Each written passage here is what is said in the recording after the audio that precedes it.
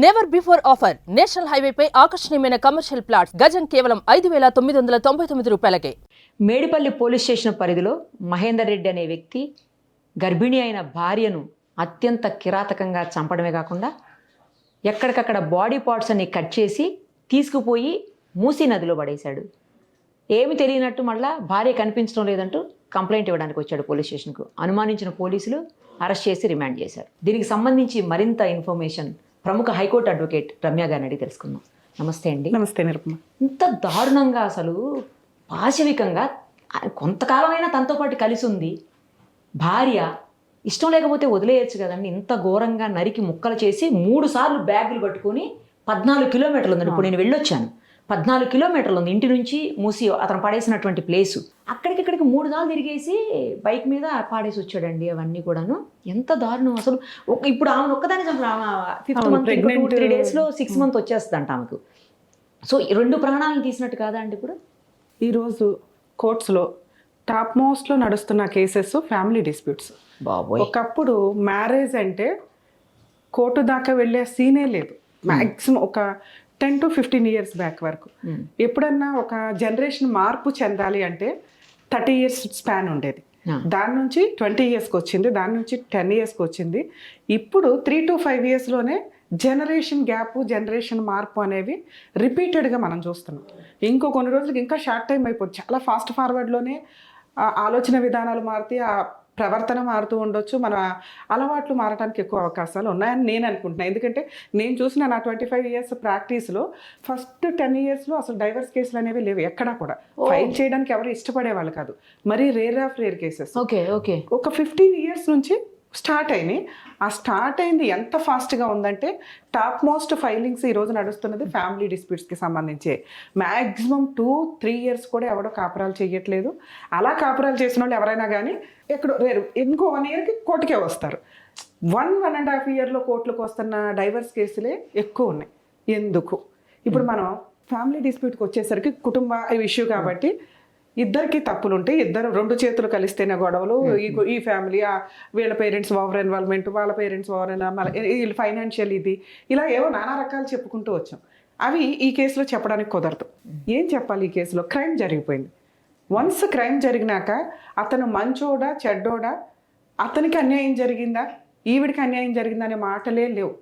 Crime ఎవరు చేస్తే వాళ్ళు తప్పు చేసిన వ్యక్తుల కిందే లెక్క. ఎంతైతే తప్పు జరుగుతుందో, గొడవలు జరుగుతున్నాయో అది నేరం కింద మనం మాట్లాడుకునే సందర్భం వచ్చినప్పుడు తప్ప ఒప్ప ఇంతే మాట్లాడతాం. వన్స్ అది నేరం అయిపోయిన తర్వాత కోర్టు గురించి, లీగాలిటీ గురించి మాట్లాడాలి. ఆయనకు 1 మార్కు కూడా పడదు. 1% కూడా అయ్యో పాపం అందుకే ఇలా చేశాడంట అనటానికి కుదరదు. ఒక మనిషిని చంపేసే రైట్స్ మృగాల్లాగా మనిషికి మనిషి ఇవ్వాల. క్రిమినల్కి హ్యాంగింగ్ ఇవ్వడానికే మన ఇండియన్ లా సిస్టంలో హ్యాంగింగ్ని ఎత్తేసి తీసేసి ఏదో రేర్ కేసుల్లోనే మీకు లోయర్ కోర్ట్స్ ఇచ్చినప్పటికీ కూడా అమెండ్మెంట్స్ జరిగి కొత్త చట్టాలు వచ్చినప్పుడు, నిర్భయ కేసులు ఇవి వచ్చినప్పుడు కేసులు మనకి హ్యాంగింగ్ ఉంటుంది. ఎవరిస్తారు? Session court, lower court, session courts లేదా హైకోర్టు వరకు ఇస్తారు. మళ్ళీ సుప్రీంకోర్టుకు వచ్చేసరికి అది కొంచెం లైఫ్ కింద కన్వర్ట్ అవ్వడం కానీ ఇవి జరుగుతుంటాయి. కానీ ఈ లోపు అతను ఏదైతే కోర్టుల చుట్టూ తిరిగే ఆ ఇయర్స్ ఆఫ్ ఇది ఉంటుందో అది పెద్ద పనిష్మెంట్ కిందే లెక్క మన ఇండియన్ దీని ప్రకారం. ఇక్కడ ఎంత క్రూయల్గా ఉందంటే ఈ వ్యవహారం.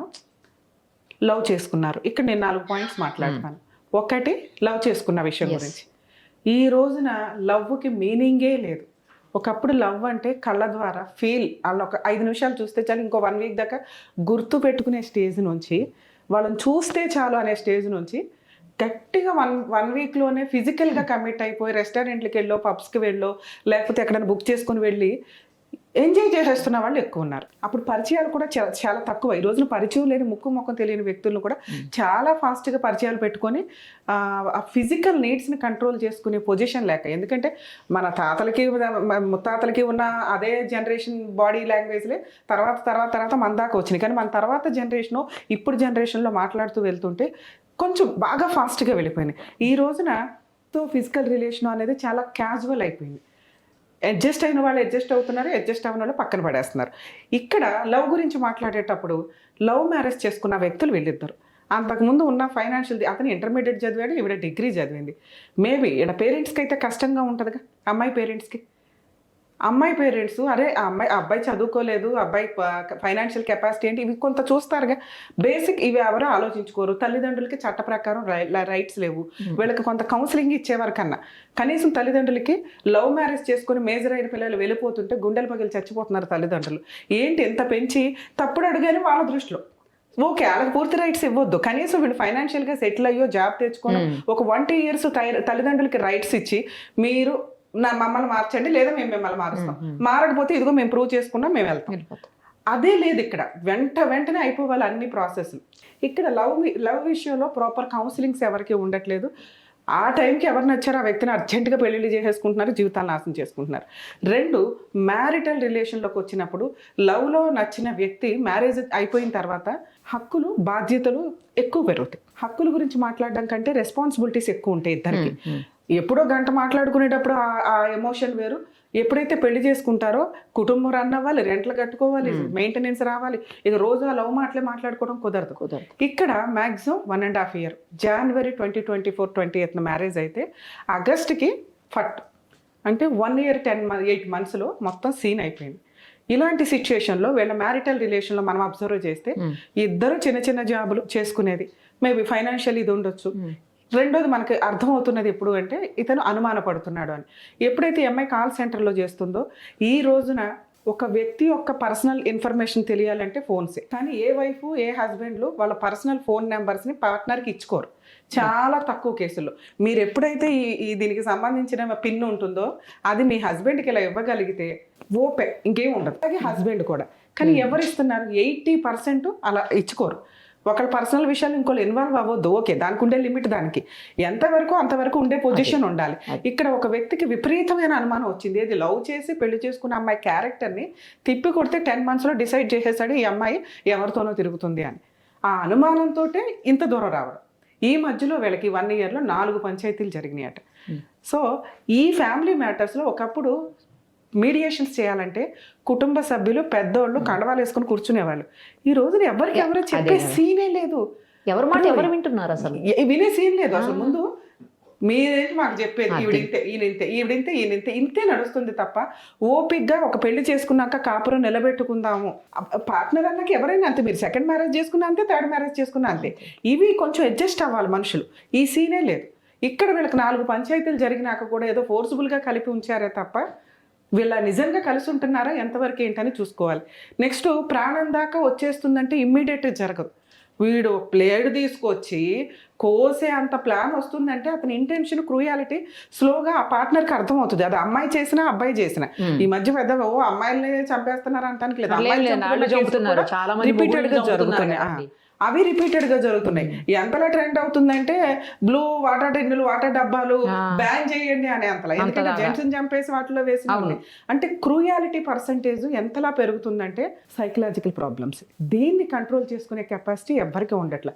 ఒకప్పుడు అదే కోపం అందరికీ ఉండేది. కానీ సొసైటీ అంటే భయం, కుటుంబ సభ్యులు అంటే భయం, ల్యాండ్ ఆర్డర్ అంటే భయం. నాకు మేజర్గా అనిపించేది ఏంటంటే మీరు ఇందాక అన్నారు ఎందుకు వదిలేస్తే అయిపోయేది కదా. వదిలేస్తే ఎక్కడ అయిపోతుంది? అవ్వట్లా. అది అబ్బాయి కన్నా అమ్మాయి కన్నా అవ్వట్లా. ఎందుకు అంటే అది బెటర్ కదా అని మన ఇద్దరం మాట్లాడుకుంటున్నాం. మిగతా 99.9% జనాలు వదిలేసిన పర్సన్స్ని మనం ఈరోజు వెళ్ళి ఇంటర్వ్యూ చేస్తే నరకం కనిపిస్తుంది వాళ్ళకి. ఎందుకంటే ఒక పార్ట్నర్కి వదిలేయడానికి ఇష్టం ఉండి ఇంకో పార్ట్నర్కి ఇష్టం లేకపోతే మన ఇండియన్ లా సిస్టమ్ ప్రకారం కోర్ట్స్లో మినిమం 5 to 7 years పడుతుంది. 5 to 7 years ఫైట్ చేసిన తర్వాత కూడా ఆ అబ్బాయికి కానీ ఆ అమ్మాయికి కానీ డైవర్స్ రావడం చాలా కష్టమైపోతుంది. సుప్రీంకోర్టు నెంబర్ ఆఫ్ జడ్జిమెంట్స్ వాళ్ళు మేము కలిసి ఉండము అని ఏ ఒక్క పార్ట్నర్ అన్నా డైవర్స్ డిక్లేర్ చేయండి, అమ్మాయికి కాంపెన్సేషన్ ఇవ్వండి అని.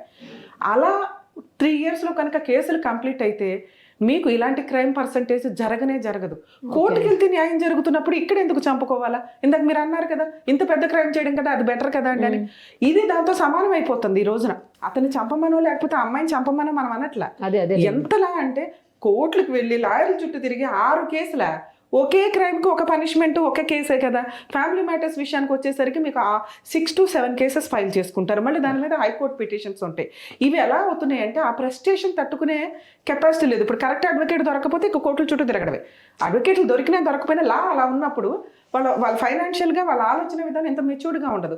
మెచ్యూర్డ్గా ఉన్న వ్యక్తుల్ని మనం ఎవరిని ఇంటర్వ్యూ చేసినా నమస్కారం అమ్మ ఈ ఫ్యామిలీ మ్యాటర్లకి ఈ కేసులకి అంటున్నారు. ఈ రోజున మనం రన్ చేసే ఈ పద్మవ్యూహం ఎపిసోడ్లు కానీ ఇవి కానీ ఇక్కడ మనకు కుదిరినంత మనం ఇమ్మీడియట్ జడ్జిమెంట్లు ఇవ్వగలుగుతున్నాం. అంత క్రౌడ్ పెరుగుతుంది, వచ్చి సుమన్ టీవీ దగ్గర నుంచోనే పొజిషన్లో ఉన్నారంటే ఎక్కడో అక్కడ మాకు కరెక్ట్ న్యాయం చెప్పేవాళ్ళు ఉంటే బాగుండాలి.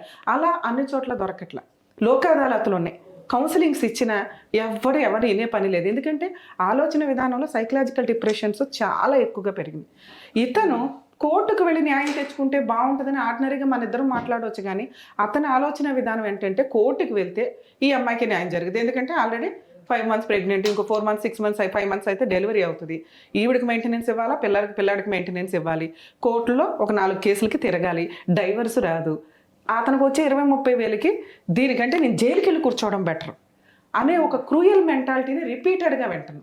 సో అట్లాంటి వాళ్ళకి ఇప్పుడు మనం అందుబాటులో ఉంటాం, కౌన్సిలింగ్స్ ఇస్తాం, ఇట్లా కాదన్న లా అంటారు, చేంజ్ అవుతుంది, కొంచెం ఓపిక పట్టండి, మీకు న్యాయం జరిగింది, పర్ఫెక్ట్గా నిజంగా ఫైట్ చేసుకుంటూ వెళ్తే ఆటోమేటిక్గా మీకు న్యాయం జరుగుతుందని. ఆ న్యాయం అనేది నేను అన్ని కోర్టులో చెప్పించలేకపోతున్నా. కోర్ట్స్లో నా చేతిలో పని కాదు, ఇది మన చేతిలో పని, మనం న్యాయం చేస్తున్నాం. అక్కడ మన చేతిలో పని కాదు, అందరం ఒకటే. కోర్టు దాకా వెళ్ళినప్పుడు మేబీ పర్ఫెక్ట్గా వర్క్ చేయగలుగుతామేమో తప్ప అక్కడ పొజిషన్ ఏంటంటే కోర్టుకి జడ్జికి ఇది ఒకటే కేసు కాదు, అంతే కదా, నెంబర్ ఆఫ్ రోజుకు నువ్వు 100-200 కేసెస్ కాల్ వరకే నడుస్తుంటే ఏం చేయగలుగుతారు? ఎవరిని అనటానికి లేదు. ఇప్పుడు లా సిస్టంలో ఖచ్చితంగా ఇటువంటి ఫ్యామిలీ డిస్ప్యూట్స్లో క్రైమ్ పర్సంటేజ్ తగ్గాలి అంటే మినిమం 3 yearsలో 2-3 కేసుల్లోనే ఒక క్రిమినల్ కేసు, ఒక మెయింటెనెన్స్, ఒక డైవర్స్, అంతే. ఎందుకు డొమెస్టిక్ వైలెన్సో ఇంకొకటో 5-6 కేసెస్ ఒక్క మ్యారేజ్ అంటే కోర్టుల చుట్టూ తిరగడం. ఇలాంటి సిచ్యుయేషన్స్లో క్రూయాలిటీని యాప్ట్ చేసుకుంటున్నారు తప్ప న్యాయం కోసం బయటకు వెళ్తే అరే బాబు ఆ అమ్మాయి ఎంతో నేను అంతే, నేనెంతో అమ్మాయి అంతే అనేది మన ఇండియన్ లాలో లేదు. అది కొంచెం చేంజ్ అవ్వాలి. మన లా సిస్టంలో మెయిన్ రీజన్ ఏంటి? మనం హిందూ సాంప్రదాయంలో మ్యారేజ్ అంటే బాగా రెస్పెక్ట్ ఇస్తాం, అది సమాజంలో లేదు కదా. దాన్ని ఎందుకు మనం త్వరగా అమెండ్ చేసుకోము? ఉంది సాంప్రదాయం, ఈ రోజు కర్మ అట్లా లేదు. ఆ సర్వే మీరు తీసుకున్నా కూడా ఓకే, వేరే కంట్రీస్లో ఏంటి మ్యారేజ్ ఒకవేళ ఒక పార్ట్నర్కి నచ్చల డైవర్స్, కాంపెన్సేషన్ కూడా ఆ రేంజ్లో ఉంటుంది. మినిమం 2 years మ్యారిటల్ రిలేషన్ ఉంటే కాంపెన్సేషన్ అనేది ఆ మ్యారేజ్ టైంలో జరిగిన దాంట్లో ఆయన 50% ఇవ్వడమా ఏంటని. ఇక్కడ కూడా అది ఎందుకు బెటర్? ఇలా పెళ్లి చేసుకొని అలా డైవర్స్ తీసుకోవడానికో, అలా కోర్టుకి అమ్మాయికి నచ్చకపోతే 1 monthలో కేసులు వేసేవాళ్ళు ఎంతమంది ఉన్నారు? ఆవిడ 1 month కాపురం చేసింది అయ్యా బాబు అని కోర్టులో ప్రూవ్ చేసుకోవడానికి ఈయనకి 5 years పడుతుంది, లేదా అమ్మాయికి అంతకాలం పడుతుంది. ఆ ఇంట్లోకి వెళ్ళింది నచ్చలే, నాకేమి వద్దు, నాకు మ్యూచువల్ డైవర్స్ ఇవ్వండి రా బాబు అని అమ్మాయిలు కూడా కొంతమంది ఉన్నారు. ఈడెవ్వరు, ఈ అబ్బాయి ఇవ్వడు, ఎందుకంటే వీడి సైకలాజికల్గా దీన్ని ఎందుకు వదిలేయాలి ఈ అమ్మాయిని అనే ఒక ప్రాసెస్. ఇలాంటి క్రైమ్ పెరగకుండా, ఎందుకంటే మనం చెప్తే వినే స్టేజ్లో జనాలు లేరు. సైకలాజికల్గా అంత డిప్రెషన్లోకి వెళ్ళిపోయారు. ఎవరికి వాళ్ళే కరెక్ట్, అవతల వాళ్ళ ప్లేస్లోకి వెళ్ళి ఆలోచించేంత ఓపిక ఎవరికీ లేదు. సో అలాంటి సిచ్యువేషన్ ఉన్నప్పుడు ఎవరిని మనం నమ్ముతాం అంటే ఇంకా వీళ్ళందరికీ ఫోర్స్ఫుల్గా ఒక చట్టం, ఆ చట్టమే 3 yearsలో ఫ్యామిలీ డిస్ప్యూట్స్ 2-3 కేసుల్లో తేలిపోవాలి. ఆ అమ్మాయికి కాంపెన్సేషన్ ఆర్డర్ చేయండి ఫుల్గా, తను ఏదో చెప్తుంది కదా లిస్టు, ఎంత ఖర్చు అయింది ఎంత అని. అలాగే అదేదో ప్రూవ్ చేసుకుంటే అమ్మాయికి కాంపెన్సేషన్, ఇతనికి డైవర్స్. అలాగే అమ్మాయిలకు కూడా 1 year 1 monthలోనో 2 monthsలోనో వెళ్ళిపోయిన అమ్మాయికి కాంపెన్సేషన్ ఎందుకు?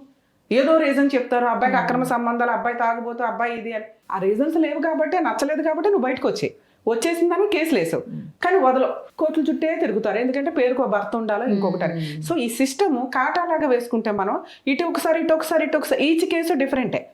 ఈచ్ కేసులోనూ మనం కామన్ చేయాలి అంటే మినిమం న్యాయం వీళ్ళకి ఒక 3 yearsలో జరిగిద్దని ఒక క్లారిటీ ఇస్తే, చట్టంలో మార్పు ఎంతకాలం అయితే అంతకాలం అని రాకుండా కొంచెం ఫాస్ట్గా మనం మూవ్ చేయగలిగితే, వీళ్ళు ఒక్క 3 years కోర్టుకి వెళ్తే మనకి న్యాయం జరిగిపోద్దురా బాబు అనే ఒక వే వేయాలి. మనం కోర్టుకు వెళ్తే ఎంతో జరిగింది కాబట్టి నేను ఈ క్రైమ్ చేసేస్తానంటే ఎవరు వేసుకుంటున్నట్టు ఈ పాపం అంతా? అదే కదా. సో ఇది కొంచెం రిక్వెస్ట్ ఇదేంటంటే మన దీని నుంచి కనీసం లా సిస్టంలో 2-3 yearsలో కేసులు క్లోజ్ అయ్యేలాగా ఉంటే బెటర్. సుప్రీంకోర్టు చాలా చేస్తుంది, లోక్ అదాలతులు పెడుతుంది, కౌన్సిలింగ్ సెంటర్స్, మీడియేషన్స్. కొన్ని కోర్సులో అయితే పాపం జడ్జెసే మీడియేషన్ చేస్తున్నారు. ఎందుకమ్మా తిరుగుతావు, ఏదో ఒకటి తీసుకుని మ్యూచువల్కి వెళ్ళండి అంటే అమ్మ ఇవి వెళ్ళరు. న్యాయం కోసమే ఏముంటుంది ఫ్యామిలీ మ్యాటర్స్లో న్యాయాలు? ఇద్దరే. సో ఇక్కడ చదువుకునే వాళ్ళు ఇంకొకళ్ళు ఇలాంటి క్రైమ్ చేయరు. క్రూయల్గా సైకలాజికల్ డిప్రెషన్స్లోకి వెళ్ళిపోయిన వ్యక్తులు ఇలా క్రైమ్ చేయడానికి ఎక్కువ అవకాశం నడుస్తుంది. కనీసం అలాంటి ఒక సీన్ ఉంటే అమ్మాయిలన్నా ఇక్కడే ఉండాలి ఫోర్స్ఫుల్గా అని అనుకోకుండా బయటకు వచ్చి, సరే ఇప్పుడు నేను లాని మార్చేయండి అంటే అర్జెంట్గా ఏం మారదు, కానీ ఉన్న లా ప్రకారం తన బయటకు వచ్చేసిన కొంచెం ఆ టైంకి అతనికి అంత ఫెసిలిటీ ఇచ్చిన వాళ్ళం అవ్వం. అలాగే ఆ అబ్బాయిలైనా అమ్మాయిలైనా రిక్వెస్ట్ చేసేది, మ్యారిటల్ డిస్ప్యూట్ మీకు ఏదన్నా ఉంటే కొంచెం కౌన్సిలింగ్స్ తీసుకోండి, అండర్స్టాండ్ చేసుకోవడానికి చూడండి. ఇన్ కేస్ అవ్వకపోతే కోర్టుకి వెళ్ళండి అయ్యా బాబు. ఈ మర్డర్లు అమ్మాయిలు ఆ హస్బెండ్లను చంపడమో ఆ వైఫ్ని చంపడమో కాకుండా కోర్టుకు వెళ్తే ఇవాళ కాకపోతే రేపన్నా న్యాయం జరిగింది. ఈ రోజు ఉన్న కోపం మీకు 1 year తర్వాత 1 month తర్వాత ఉండదు, 1 day తర్వాత కూడా ఉండకపోవచ్చు అండి. ఆ టైంలో జరిగేవి చాలా ఎక్కువ. కొంతమంది మేబీ ఒక 1 week 10 days ప్లాన్ చేసుకుని చేస్తూ ఉండొచ్చు. ఎందుకంటే ఇది మీకు సైకలాజికల్ డిప్రెషన్. కనీసం ఒక లైఫ్ మీకు కాలంతో ఏ సమస్య అన్నా క్లియర్ అవుతుంది. కాలానికి కొంచెం టైం ఇవ్వండి, ప్రాబ్లం క్లియర్ అవుతుంది. మనిషి అన్నాక కష్టాలు సుఖాలు అన్ని కలిపే వెళ్ళాలి. రోజు కష్టం ఉంటే రోజు సుఖం ఉంటే సుఖం వాల్యూ కూడా తెలియదు. ఇవన్నీ లేకుండా దేవుడు రాయడుగా ఎందుకు అనవసరంగా క్రైములు చేసుకుంటూ జైలుకి వెళ్తే ఇప్పుడు అబ్బాయి తల్లిదండ్రులు బాధపడాల్సిందే. అమ్మాయి తల్లిదండ్రులు ఉన్న కూతురు పోయిందంటే వాళ్ళకి నరకమే కదా. వాళ్ళు ఎందుకు ఊరుకుంటారు? వాళ్ళు ఎంత దూరం అన్నా ఫైట్ చేస్తారు ఇలాంటి కేసుల్లో.